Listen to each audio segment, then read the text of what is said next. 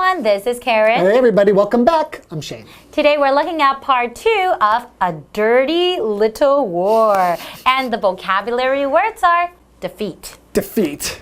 The hero of the story defeated all the bad guys and lived happily ever after. That never happens. Territory. Territory. There is some disagreement over which country owns the territory. Disaster. Disaster. Ian's first attempt at making dinner was a complete disaster. Artificial. Artificial. Stacy placed a few artificial plants around her house as a way to brighten things up.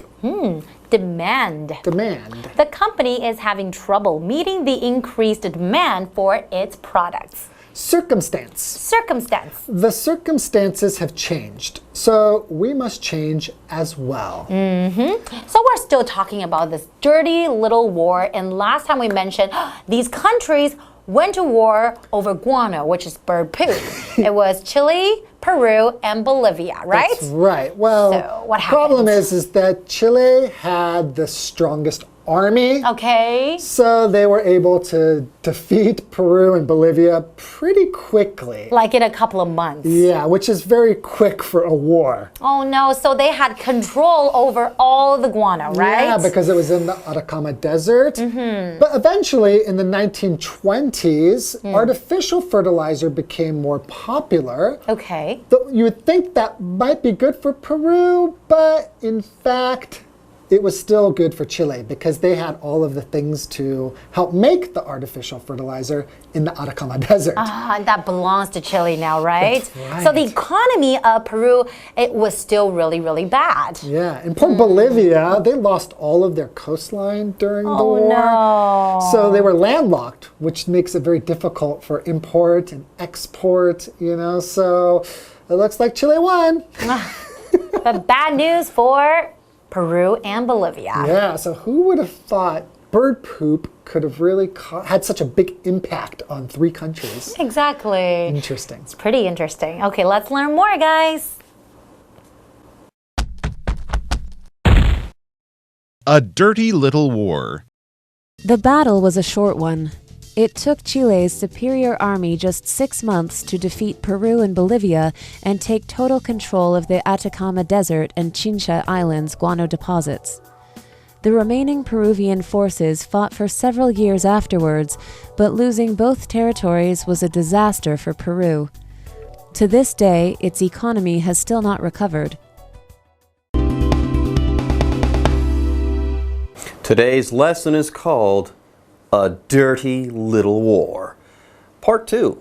Hi everyone, my name is Jeff. And I'm Mike. Yes, we're talking about a war back in 1879 between the countries of Chile, Bolivia, and Peru. Now, why was this a dirty little war? Because it was a war that was fought over poo. Bird poo. Guano, to give it its technical name. Guano is the fancy name for bird poo, which is used, or was used especially, as plant fertilizer. Fertilizer for crops and growing things. Anyways, the Great Poo War began and the battle apparently was a short one. That's good. Okay, that is good. It took Chile's superior army just 6 months to defeat Peru and Bolivia and take total control of the Atacama Desert and Chincha Islands guano deposits. So it sounds like Chile or Chile, both pronunciations are okay. It sounds like they scored a decisive victory. Yeah, sounds like Peru's decision to go to war over this was a bad idea because they were defeated. They lost the war, or at least the big battle that they fought. To defeat, this verb basically means to beat someone. If you play against someone, if you have a contest against someone and you win, you defeat the other team. You beat the other team, you win, they lose. For example, the hero of the story defeated all the bad guys and lived happily ever after. Well, of course, that's what heroes do, right? They always beat up the bad guy at the end of the movie. Yeah. They win. They are the ones who beat their opponent. Okay, so Chile won the war. Peru and Bolivia lost out, and they really lost out. Not only did Peru not get control of the desert they wanted, they lost control of Chincha Islands, which was where they were getting their guano from. So they really made a bad decision. Big mistake. So they lost this big, decisive battle, but did the Peruvians quit? No.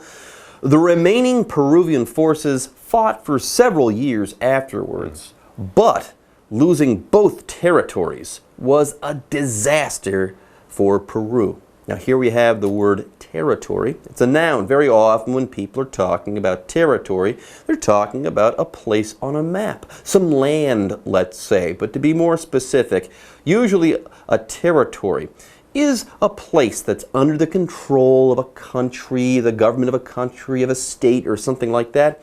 But that land isn't totally organized. Like many of the states in the United States, before they became recognized states, they were called territories. And once enough people moved there and they'd set up governments and stuff like that, those territories could become states. Now, there aren't territories left in the United States, but in Canada, there are still territories, okay?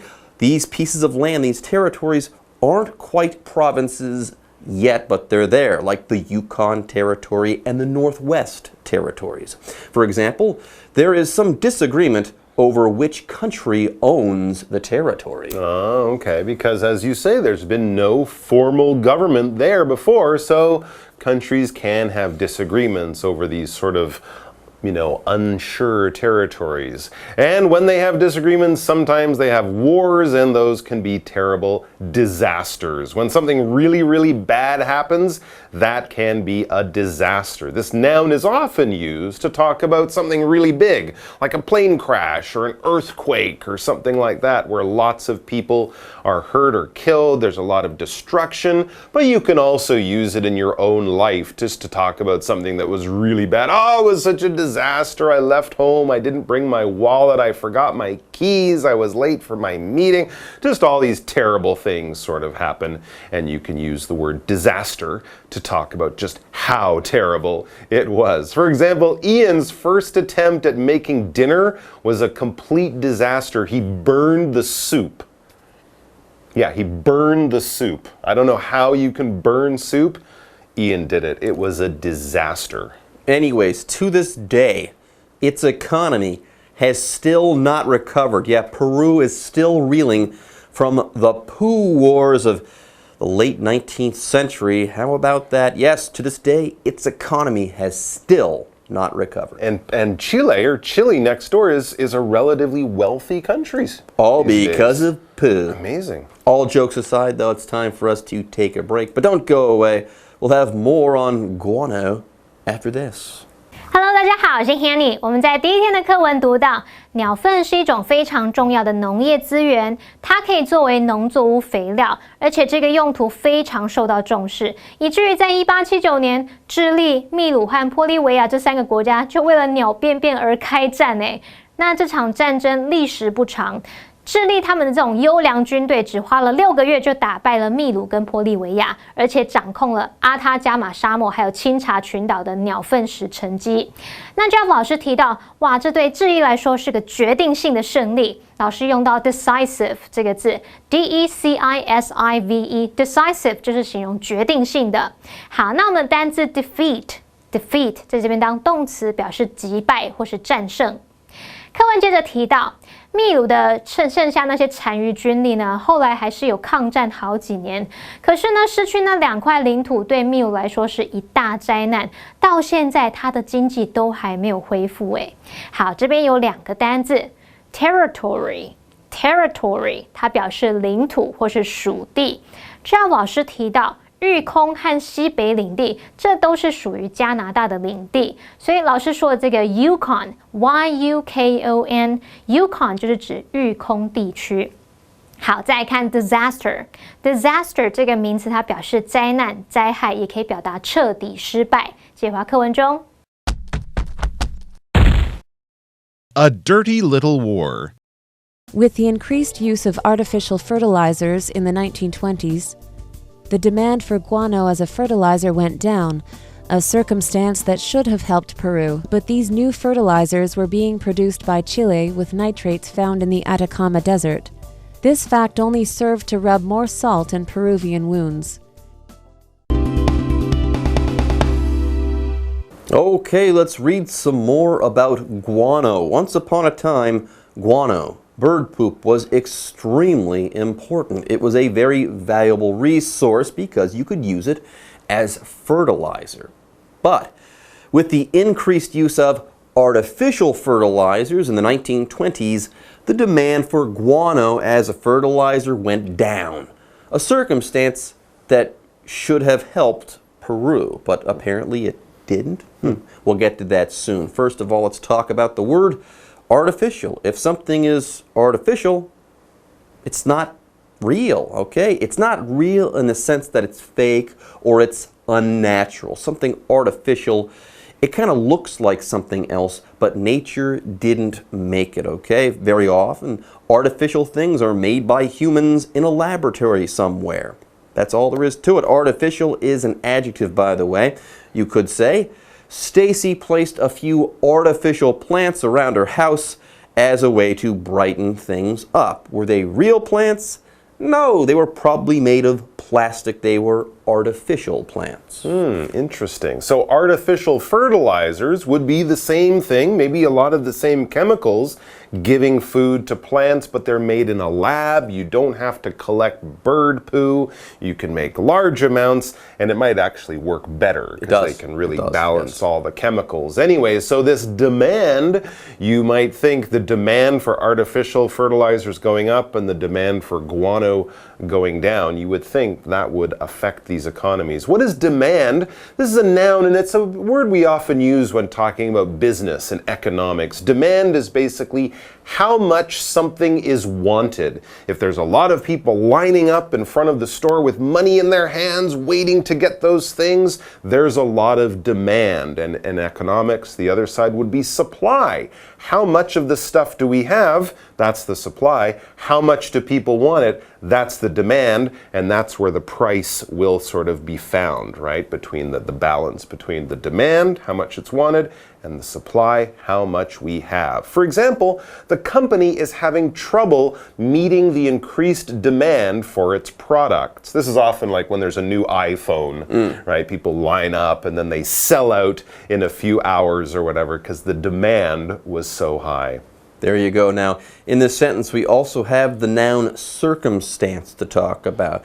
If you're talking about your circumstances, you're talking about what's going on with you in regards to your mental state and your surroundings and how these two things affect one another. Yeah, your circumstance. That's how the world is around you at that moment. For example, the circumstances have changed, so we must change as well. So let's go ahead and move on here. It says here, but these new fertilizers were artificial ones. Artificial ones that should have helped Peru. Right. Yeah. But these new fertilizers were being produced by Chile with nitrates found in the Atacama Desert. So it wasn't the guano they were collecting, it was nitrates, but they were in the same place, this place that Peru did not control.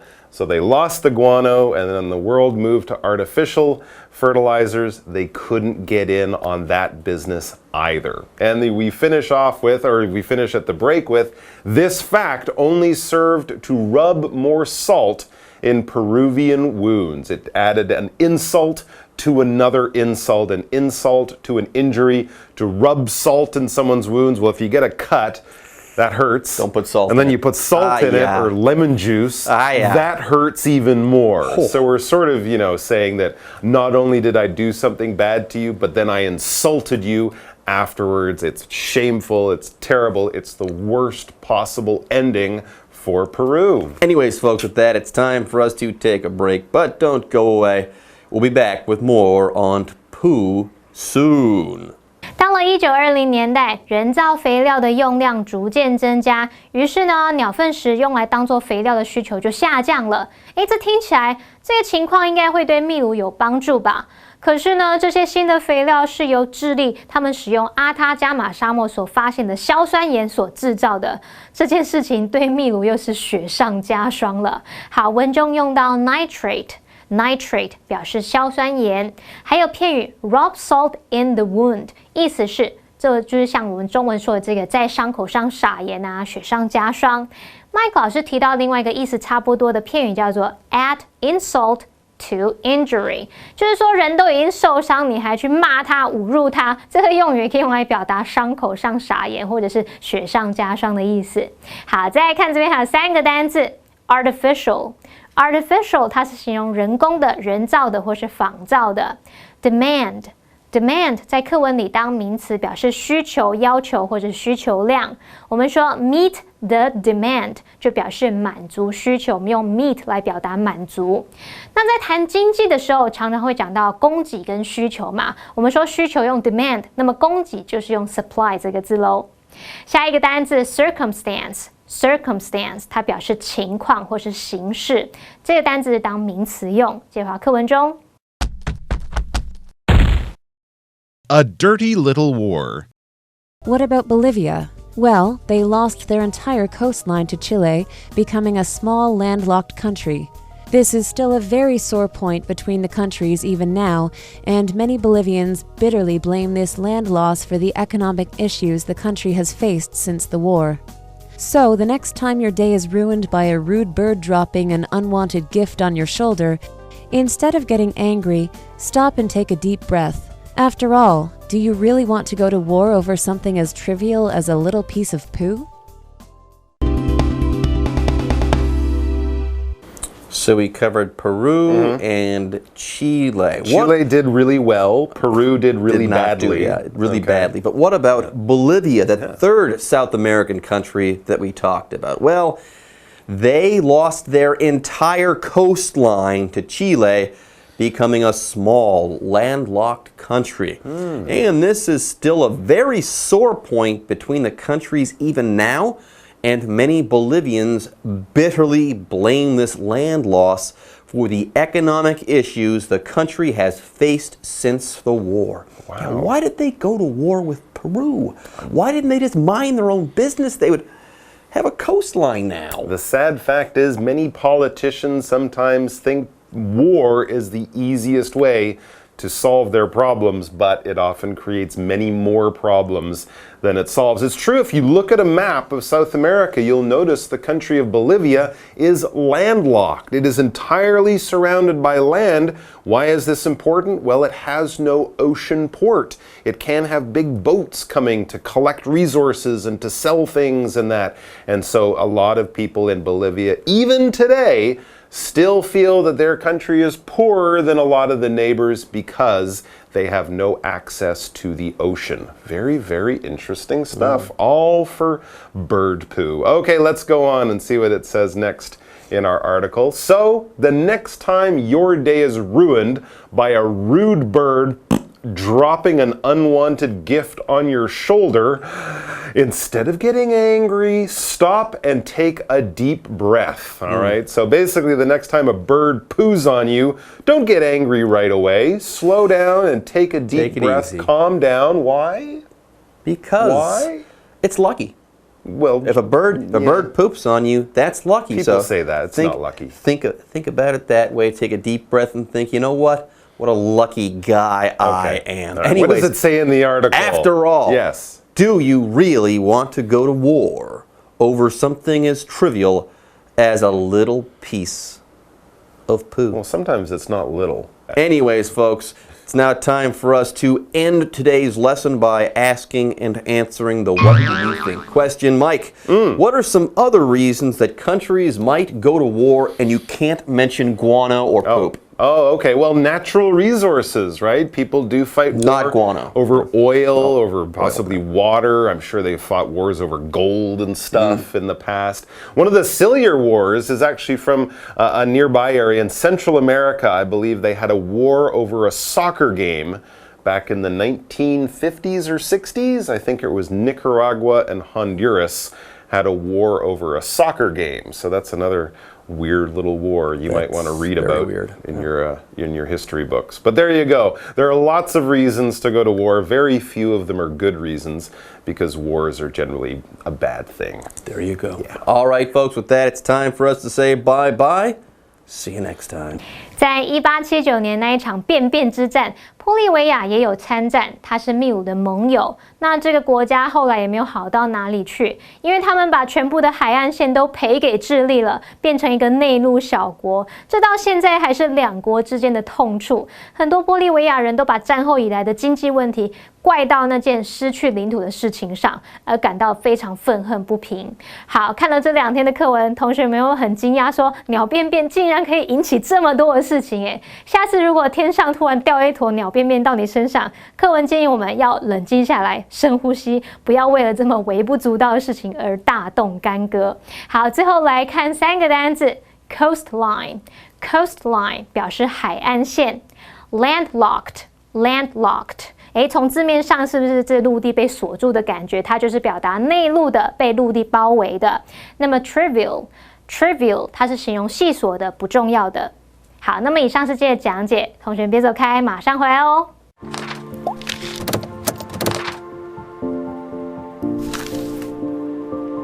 大家好，我是 Hanny， 欢迎收看我们的文法单元。今天要介绍文法重点有4个，第一个是 serve to 加原形动词，第2个是 rub salt in the wound， 第3个是 a sore point， 第4个是 blame A for B。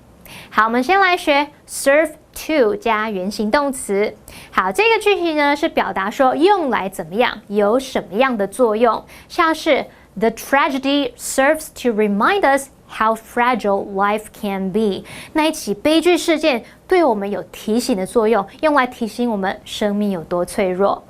好，接着来学 rub salt in the wound 或者是 into the wound。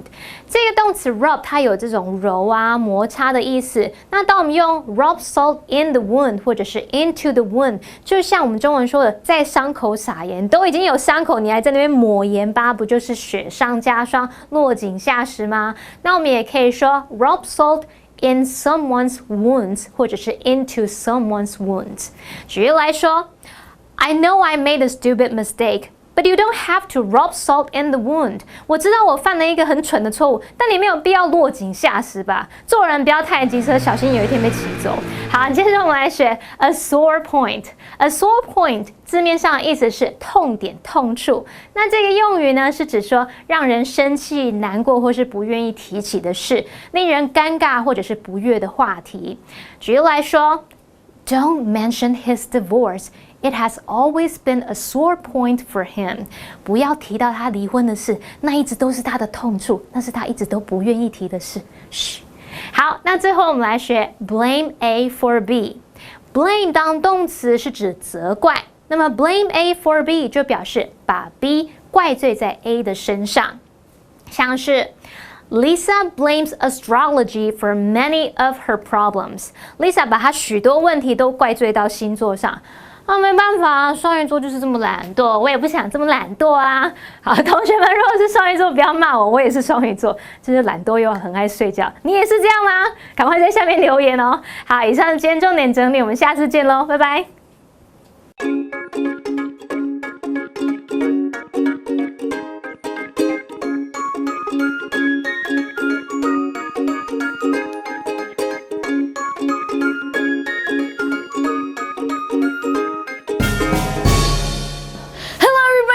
来到 English in Action， 我是 Holly，I am Shane。 你好聪明哦！真的，你好聪明，你真的很聪明。这是我们今天的主题。没错。你有猜到哈？真的好聪明，你好聪明哦。好，那我们接下来要进去哪里呢？没错啊，没错，好聪明，真的好聪明哦！真的，我们教的好好。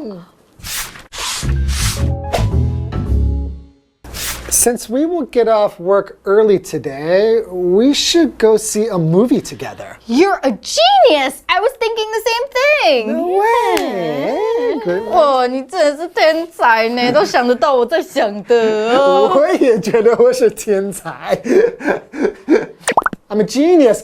I am so smart, like super smart. Okay, so 自己讲就不算了，别人讲就还好。